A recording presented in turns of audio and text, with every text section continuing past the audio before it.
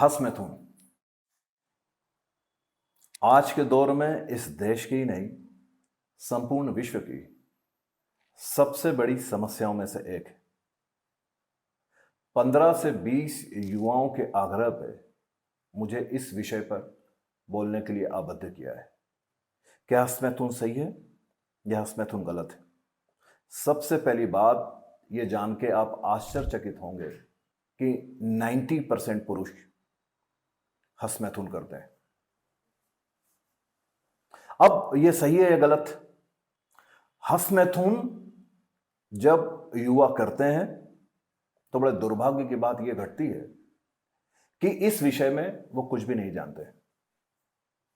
ना तो स्कूलों में इस तरह की कोई शिक्षा दी गई है, ना शिक्षकों ने इस विषय में उनसे कुछ बात की है। देखिए 90% लोग कर रहे हैं, मतलब समस्या कितनी बड़ी है, और इस विषय में उनको समझाया ही नहीं गया है। तो ना तो स्कूल में कोई शिक्षा दी गई, ना शिक्षकों ने इस विषय में बात की, और बच्चे जब शुरुआती दौर में इस समस्या में पड़ते हैं तो वो लज्जावश अपने माता पिता या परिवार के किसी सदस्य के साथ इस विषय पे बात भी नहीं कर पाते। अब हंस-मैथुन करते हुए एक एक व्यक्ति ऐसा अनुभव करता है जैसे वो पाप पे गिरा। तो हंस-मैथुन सही है या गलत? भारतीय मान्यताओं की माने तो वो यह कहती है कि 40 से 50 दिन का जब आप भोजन करते हैं तो उससे एक वीर्य की बूंद बनती है।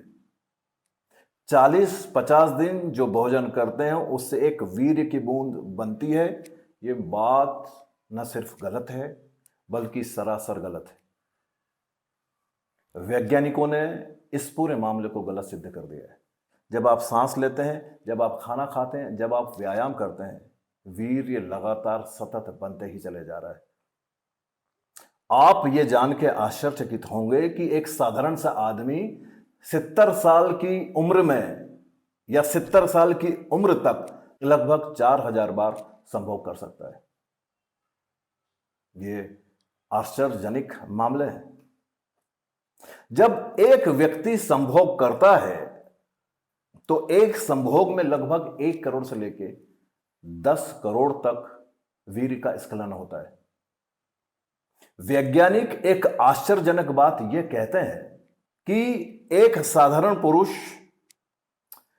एक साधारण स्त्री के साथ यदि संभोग करे जीवन भर तो उसके भीतर इतने वीर्याणु है, और एक एक वीर्य अगर गर्भस्थ हो सके तो इस पूरी दुनिया में जितनी जनसंख्या है वो सिर्फ एक जोड़े से पैदा हो सकती है। वैज्ञानिक एक अद्भुत बात और यह कहने की कोशिश करते हैं कि जितना ज्यादा जो वीर्य का स्खलन करता है उतना ही वीर्य उसके भीतर पैदा होते चले जाता है। वो ये कहते हैं कि 70-80 साल तक यदि आप संभोग करने में पारंगत हैं, यदि 70-80 साल तक आप संभोग करते हैं तो आपकी किसी और के मुकाबले में जीने की ज्यादा संभावना है। पश्चिम में यदि हम देखेंगे तो 90 साल के पुरुष नई नई शादियां कर रहे हैं और बच्चे पैदा कर रहे हैं। वो ये कहते हैं कि जैसे पैरों को तुम चलना बंद करवा दोगे तो उनकी क्रियाशीलता खत्म हो जाएगी, यदि हाथों को काम देना तुम बंद कर दोगे तो उनकी क्रियाशीलता खत्म हो जाएगी। वैसे ही वीर्य का यदि तुम ज्यादा से ज्यादा उपयोग करते हो तो उतनी ही ज्यादा क्रियाशीलता उनमें बनी रहेगी। यदि तुम्हारा वीर्य का स्खलन संभोग के दौरान निकलते जाता है तो नया वीर्य बनता चले जाएगा, और यदि वीर्य का स्खलन संभोग के द्वारा नहीं हो रहा है तो फिर शरीर वीर्य को बनाना बंद कर देता है या आपके भीतर पड़ा वीर्य बासा हो जाता है। ये जो आंकड़े हैं इसने हमारी पूरी मान्यताओं को धाराशायी करके रख दिया है। लेकिन क्या हंस-मैथुन जरूरत से ज्यादा या अति कर देना क्या बहुत लाभप्रद है? नहीं।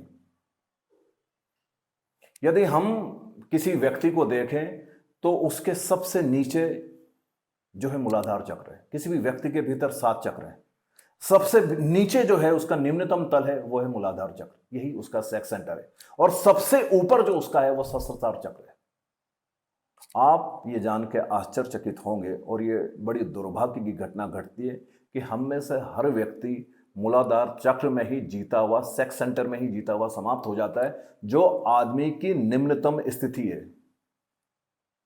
निश्चित ही आप हस्तमैथुन करते ही जब हैं जब आप पूरी तरह से सेक्स से भरे हैं। और यदि आप पूरी तरह से सेक्स से भरे हैं तो आप किसी मॉल में जाएं, किसी क्लास में जाएं, किसी पार्टी में जाएं, किसी फंक्शन में जाएं, जहां आप जाएंगे आप सेक्स से टकरा जाएंगे। आप पूजा करें, आप नहाएं, आप फिल्म देखें, जहां पे भी आप बैठेंगे आप सेक्स से टकरा जाएंगे। मतलब निम्नतम तल आपका सक्रिय हुआ है और ऊपर के तलों पे तो चोट ही नहीं पड़ी है कि वो ऊपर के तल खुल सके। फिर हमने तो, हिंदू मान्यताओं ने तो ये बात कहने की कोशिश की है कि वीर में पुरुषत्व छुपा हुआ है, और वीर यदि हम ऐसे ही स्खलित कर देते हैं तो हमारा पुरुषत्व या हमारा पुरुष का बल है वो कमजोर होते चले जाता है। वो लोग जो बहुत ज्यादा हस्तमैथुन कर रहे हैं, देखिए उनके गाल पिचक जाते हैं, उनके शरीर की सारी ऊर्जा खत्म होते चले जाती है, क्योंकि वीर में ही हमारा बल छुपा हुआ है। लेकिन आज समस्या आते आते आते आते उस जगह पे चली गई है जहां युवा न तो उसके बारे में जानते हैं न उस बारे में कुछ बता सकते हैं। तो क्या कुछ इसका समाधान भी है? निश्चित।